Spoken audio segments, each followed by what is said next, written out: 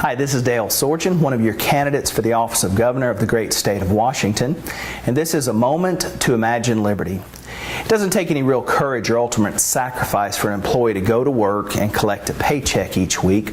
That doesn't mean, of course, that it might not take courage for an employee to perform the work necessary to earn their paycheck, or that the employee cannot or does not have a deep commitment and responsibility to their job and their employer, but ultimately no employee carries the extreme weight and burden of the business success, as does the small business owner or entrepreneur who had the courage to start the work in the beginning. The small business owner and entrepreneur are a special kind of people. They believe that they can build a more excellent product or provide a more excellent service to the world around them. Or they see a need in their community that is unmet, and they believe that they can meet that need.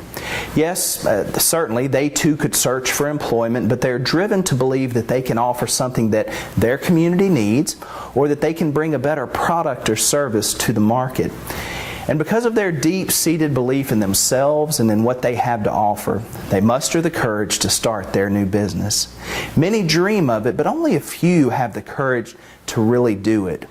All that the small business owner and entrepreneur risk or ask in return for his or her courage is the possibility of earning a profit that is at least equal to the risk that they've taken upon themselves.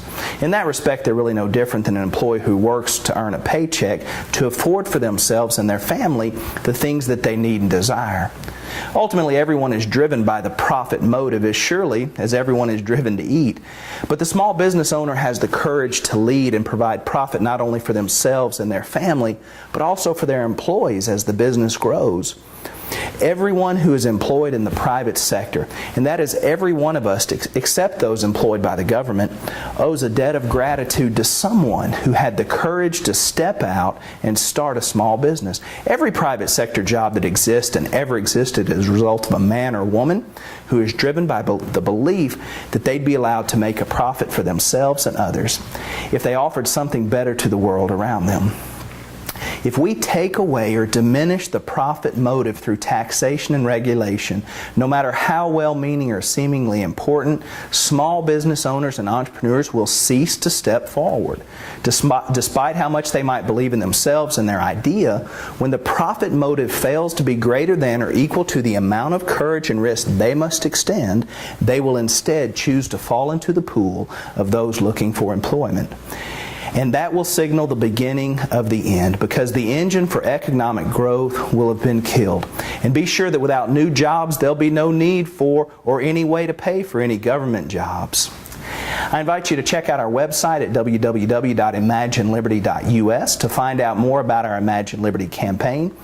If you've already decided that everything will be okay once your side is in control, despite the fact that they've both controlled us for such a very long time, then you're in luck, because one of the political sides will have the candidate that's just right for you.